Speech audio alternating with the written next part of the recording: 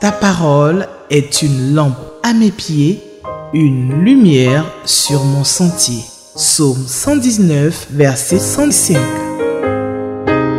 La méditation.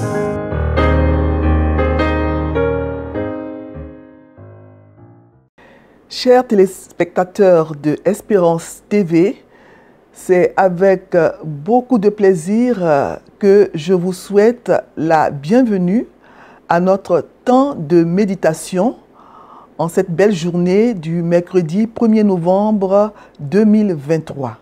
Alors, nous allons donc lire le texte qui nous est indiqué par le lecteur de la Bible qui est édité par la Ligue pour la lecture de la Bible. C'est le guide de lecture que nous utilisons pour lire la Bible chaque jour.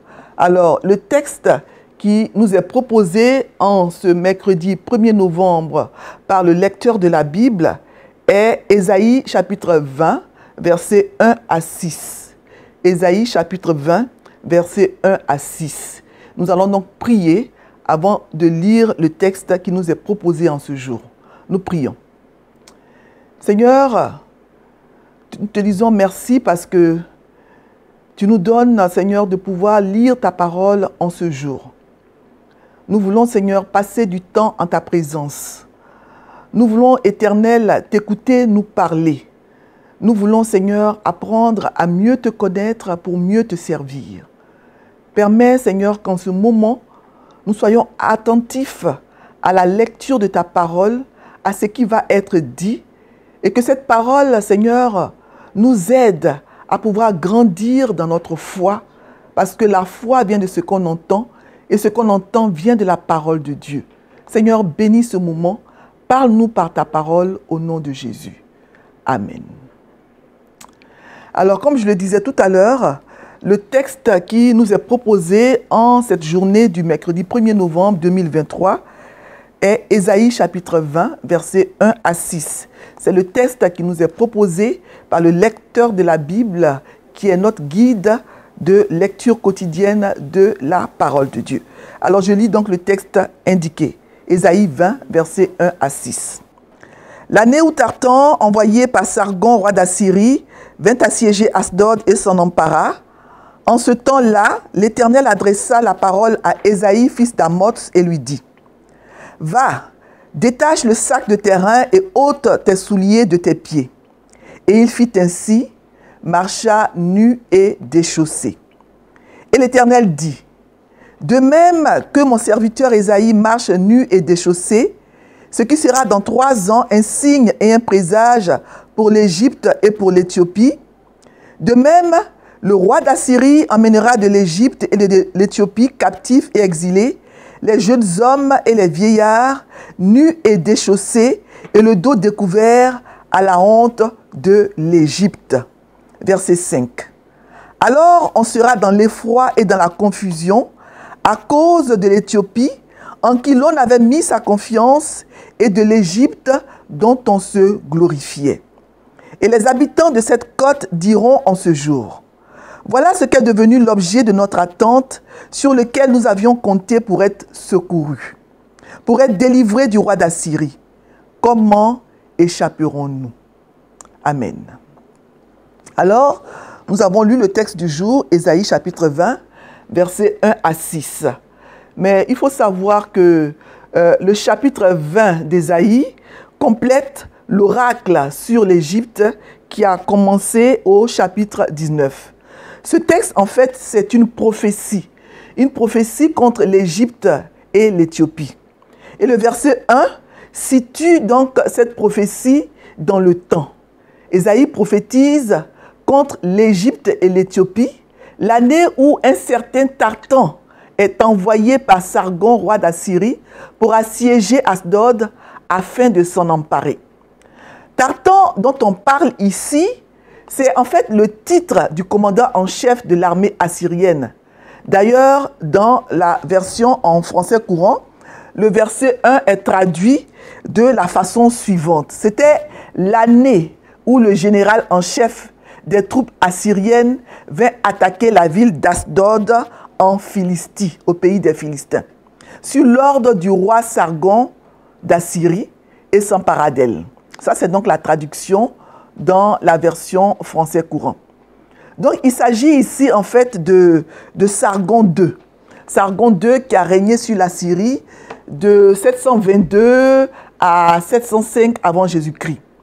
Et en 711, Sargon II s'est emparé de la ville philistine d'Asdod. Cette ville s'était donc révoltée contre la domination assyrienne depuis 713. Donc, la ville d'Asdod est située dans le territoire des Philistins. Le territoire des Philistins, c'est le territoire qui se trouve sur la bande côtière du sud-ouest, dans une région qui longe la mer Méditerranée depuis l'actuelle bande de Gaza jusqu'à Jaffa. J'aurais bien voulu avoir une carte pour vous montrer tout ça. Donc, c'est là que se trouve la ville d'Asdod, dans le territoire des Philistins. Donc, c'est l'époque où le royaume d'Israël au nord et celui de Juda au sud espéraient une aide de l'Égypte pour s'affranchir de la domination assyrienne. L'Égypte était alors une nation puissante dirigée par un pharaon éthiopien. C'est pour cela donc que les Philistins d'Asdod se tournent vers l'Égypte et l'Éthiopie pour être protégés des Assyriens. Ils ont peur de l'invasion assyrienne. Ils comptaient donc sur l'Égypte pour les aider à se libérer du joug des Assyriens. Donc, la mission du prophète Ésaïe à cette occasion était en fait de décourager Juda de rejoindre Asdod et ses alliés dans cet appel au secours de l'Égypte. Dieu, dans le passage que nous avons lu, demande à Ésaïe, au verset 2, de marcher nu et sans chaussures. Il ne s'agit pas ici d'une nudité totale. Les anciens appelaient nu celui qui n'avait que le vêtement de dessous, la chemise ou la tunique. Et le sac dont on parle ici est un manteau de poils grossiers que les prophètes portaient ordinairement. Par exemple, on a vu que Élie, Jean-Baptiste ont porté ce type de manteau. Donc, le prophète Ésaïe, il devra donc se présenter dans ce costume misérable, qui est le costume que portaient les esclaves et les captifs. Il doit le porter, ce costume, pour figurer en fait l'état de servitude auquel vont être réduits les habitants de l'Égypte et de l'Éthiopie. Donc, en marchant nu et sans chaussures, le prophète en fait mine le triste passage des captifs éthiopiens et égyptiens qui vont être déportés par le roi d'Assyrie. Parce que les Éthiopiens, ils avaient effectivement l'habitude d'amener en captivité chez eux les peuples qu'ils avaient vaincus à la guerre. Ils étaient spécialistes de ces transferts de population. Alors pendant 3 ans, le prophète Ésaïe va ainsi se promener nu et déchaussé. Alors Israël va voir avec effroi et consternation qu'il était vain, il était inutile de compter sur le pays du Pharaon, sur l'Égypte, pour être délivré de l'ennemi redoutable assyrien. Il s'agissait pour les enfants d'Israël de comprendre l'inutilité et le danger même de s'allier avec l'Égypte. Psaume 60, verset 13, nous dit bien que le secours de l'homme n'est que vanité. Et il est aussi écrit dans le psaume 121, verset 2, que le secours me vient de l'Éternel. C'est de l'Éternel que me vient le secours, parce que c'est lui qui a fait les cieux et la terre. Le royaume d'Israël, au nord, avait placé sa confiance en l'Égypte. On peut lire ce texte, cette histoire, dans 2 Rois, chapitre 17. Et malgré le fait que ce royaume avait placé sa confiance en l'Égypte, il avait été détruit par la Syrie. Donc Dieu demande à Ésaïe d'avertir ses compatriotes du royaume de Juda. Il demande à Ésaïe de les avertir, leur dire que la confiance en l'aide de l'Égypte, c'est une totale folie. L'Égypte et l'Éthiopie, ces grandes nations sur lesquelles ils comptaient, tomberont dans l'humiliation et la captivité. Et Juda réalisera que c'est une erreur d'avoir fait confiance aux alliances égyptiennes. Tant que Juda restait fidèle à Dieu, il n'avait pas besoin d'avoir peur de la Syrie. Et il pouvait se permettre d'assister au renversement des armées égyptiennes et éthiopiennes. Tant que nous sommes fidèles à notre Dieu, nous pouvons avancer sur le chemin de la vie sans craindre l'avenir. Il ne sommeille ni ne dort, celui qui garde Israël. Nous pouvons compter sur la fidélité de notre Dieu, qui n'abandonne jamais ses enfants que nous sommes. Le péché de Judas était d'avoir compté sur l'Égypte pour avoir de l'aide plutôt que sur Dieu. Or, l'Égypte était un roseau cassé, vulnérable, comme toutes les aides humaines. Il est écrit dans Jérémie chapitre 17, verset 5, « Maudit soit l'homme qui se confie dans l'homme, qui prend la chair pour son appui et qui détourne son cœur de l'Éternel. » Alors, quelles sont les leçons que nous pouvons tirer de ce texte que nous venons de lire? Ésaïe chapitre 20, versets 1 à 6. Et le lecteur de la Bible nous propose 3 questions pour réfléchir sur ce texte, des questions qui vont nous aider à tirer de ce texte des leçons pour notre vie chrétienne. Ce sont les questions 2, question 6, question 7 qui se trouvent donc à la première page du lecteur. Question 2, 6 et 7. D'abord la question 2. Est-ce que ce passage m'apprend quelque chose sur Dieu le Père, Dieu le Fils ou Dieu le Saint-Esprit? Et la question 6. Y a-t-il un avertissement dans ce passage? La question 7. Quelle vérité Dieu me révèle-t-il dans ce texte? Alors, souvent dans la vie, nous sommes amenés à des extrémités. On se trouve confronté à des situations tellement difficiles que nous ne savons pas quoi faire et nous nous demandons comment nous allons nous en sortir. Nous ne pouvons pas faire confiance à l'homme. Ça, c'est une vérité. Parce que nous ne pouvons pas être sûrs de la bonne volonté d'un être humain. Nous ne pouvons pas être sûrs de son honnêteté et de sa sincérité. Un homme qui semble disposé à nous aider peut nous tromper. Nous ne pouvons pas lire les cœurs. Les êtres humains ont une puissance limitée. Ils sont mortels. Notre vérité à retenir, la vérité que nous devons retenir, c'est que notre Dieu est le Dieu de l'impossible. Il vaut mieux placer sa confiance en l'Éternel qu'en un être humain. Notre Dieu ne change pas. La parole de Dieu nous dit qu'il n'y a en lui ni changement, ni ombre de variation. Sur qui comptes-tu dans les moments difficiles?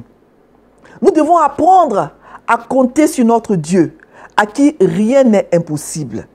La fidélité de notre Dieu ne fait jamais défaut à ses enfants que nous sommes. L'avertissement que nous pouvons retenir, c'est que se confier en un homme, à un être humain, c'est une pure folie. C'est vraiment risqué. Nous devons apprendre plutôt à compter sur Dieu. Nous ne serons pas déçus. Parce que celui qui place sa confiance en l'Éternel ne sera pas confus. L'avertissement, c'est que le royaume de Juda a placé sa confiance en l'Égypte, en l'Éthiopie. Et on a vu que cette confiance-là était vaine. Parce que l'Égypte et l'Éthiopie vont être par la suite détruites. Ces nations vont être détruites. Donc, l'avertissement, c'est que ce n'est pas en des êtres humains que nous devons placer notre confiance. Nous devons plutôt placer notre confiance en Dieu, le Dieu Tout-Puissant. Donc, c'est la vérité que nous devons retenir. Plaçons notre confiance en Dieu. Dieu est celui qui ne change pas. Dieu est celui qui peut nous aider et à lui, rien n'est impossible. Il dit même dans Ésaïe 49, versets 15 et 16, « Est-ce qu'une femme oublie l'enfant qu'elle allait? Est-ce qu'une femme n'a pas pitié du fruit de ses entrailles? Quand elle l'oublierait, moi Dieu, je ne t'oublierai point. Voici, je t'ai gravé sur mes mains, tes murs sont toujours devant mes yeux. » Amen. Que le Seigneur nous aide à toujours lui faire confiance, qu'il nous aide à ne pas avoir tellement peur quand nous nous trouvons placés devant des situations difficiles, que nous promenons des regards inquiets et que nous cherchons des secours humains quelquefois de façon inappropriée. Que le Seigneur nous aide à toujours lui faire confiance, quelles que soient les situations par lesquelles nous passons, les difficultés que nous rencontrons sur le chemin de la vie. Que le Seigneur nous aide à toujours avoir une foi ferme en lui et à ne jamais douter de sa puissance, de sa force, parce qu'il est le Dieu qui peut tout. Il est le Dieu de l'impossible. L'Égypte et l'Éthiopie sont éphémères, faillibles, vulnérables. Dieu, lui, il reste le même. Il est le même hier, aujourd'hui et éternellement. Amen. Nous allons prier. Seigneur notre Dieu, merci Seigneur de nous rappeler que c'est en toi que nous devons placer notre confiance. Pardonne-nous parce que souvent dans la vie, quand nous faisons face à des situations difficiles, nous promenons des regards inquiets, nous cherchons des secours humains et nous oublions que c'est vers toi que nous devons nous tourner. C'est à toi que nous devons demander le secours. Nous tremblons et quelquefois même nous passons par des moyens qui ne t'honorent pas pour résoudre nos problèmes. Aide-nous Seigneur à toujours placer notre confiance en toi parce que tout secours humain est éphémère. Nous savons que toi, Seigneur, tu ne déçois pas ceux qui placent en toi leur confiance. Merci pour cette parole et donne-nous, Seigneur, d'appliquer cela dans notre vie chrétienne au nom de Jésus. Amen.